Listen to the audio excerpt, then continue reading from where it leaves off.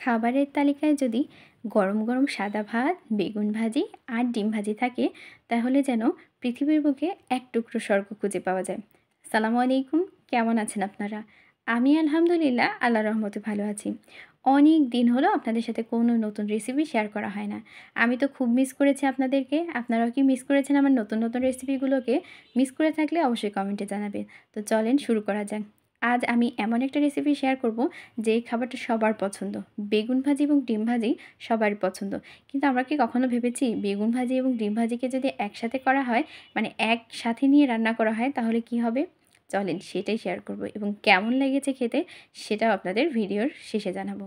আম্মু এখানে বেগুন কেটে নিয়েছে, কাঁচামরিচ, পেঁয়াজ, ধনিয়া পাতা সব কিছুকে কুচি কুচি করে কেটে নিয়েছে এবং বেগুনগুলোকে একটু মোটা করে কেটেছে। আমরা যেরকম ভাজি খাই তার থেকে একটু মোটা হালকা। এর পরবর্তীতে একটা চামচের সাহায্যে মাঝখানে যে অংশটা থাকে এটা গোল করে একবারে কেটে নিয়েছি এবং চারিদিকের অংশটা কাটা যাবে না, ওইটা থাকবে। মানে মাঝখানে যে অংশটুকু সেটুকু শুধু গোল করে কেটে নিয়েছে এবং যে অংশটা তুলে ফেললো সেটা কিন্তু ফেলে দেওয়া যাবে না, ওইটাকেও কাজে লাগাতে হবে। মানে ওইটাকে ছোটো কুচি কুচি করে কেটে নিতে হবে, সবগুলোকে কেটে নিয়ে তারপর আম্মু সেখানে দিয়ে দিয়েছে কাঁচামরিচ, পেঁয়াজ, ধনিয়া পাতা, এরপরে দিয়েছে হলুদ, আরও দিয়েছে লবণ। এর সাথে আম্মু আরেকটু অ্যাড করেছে ধনিয়া গুঁড়া। আপনারা চাইলে এটা স্কিপ করতে পারেন। এরপর লঙ্কা গুঁড়ো দিয়ে ভালোভাবে এগুলোকে মেখে নিচ্ছে। এগুলো ভালোভাবে মাখানো হয়ে গেলে এর মাঝে আম্মু ডিম অ্যাড করবে। এই ক্ষেত্রে আপনারা একটা ডিম চাইলে অ্যাড করতে পারেন, তবে 2টা ডিম দিলে এর টেস্টটা একটু বেশি ভালো হবে। তাই আম্মু এটা 2টা ডিম অ্যাড করেছে এখানে।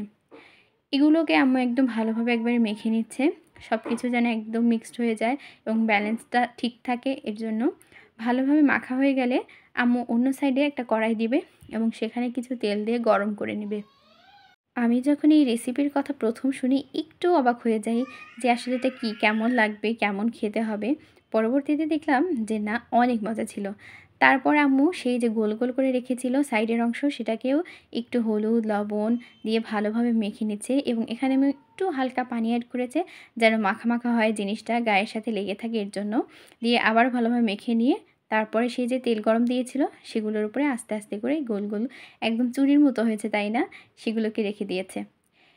এগুলোকে সব যখন দেওয়া হয়ে যাবে তখন আম্মু সেই যে একটা মাঝখানের অংশ বানালো ধনিয়া পাতা, কাঁচামরিচ, পেঁয়াজ দিয়ে, সেটাকে আম্মু আস্তে আস্তে এর মাঝে দিয়ে দিবে। কি একসাথে ডিম এবং বেগুন 2টাই হয়ে গেল তাই না? আমি তো খুবই এক্সাইটেড ছিলাম এটা কেমন হবে খেতে। তারপর কিছুক্ষণ ঢাকনা দিয়ে আম্মু ঢেকে রেখেছিল। এরপর আবার সবগুলোকে উল্টিয়ে দেবে। মানে চুলার আঁচটা খুবই একদম লো রাখবেন, না হয় এটা পুড়ে যাওয়ার সম্ভাবনা থাকে। এবং এটা গরম ভাতের সাথে খেতে কী যে মজা ছিল, আপনাদের খাওয়াতে পারলে বুঝতে পারতেন। আলহামদুলিল্লাহ আমার কাছে তো বেশ মজা লেগেছে। আপনারাও চাইলে বাসায় ট্রাই করতে পারেন। আমার এই ভিডিওটা আপনাদের কাছে কেমন লাগলো সেটাও কমেন্টে জানাবেন। ভালো থাকবেন, দোয়া করবেন আমার জন্য। আল্লাহ হাফিজ সবাইকে।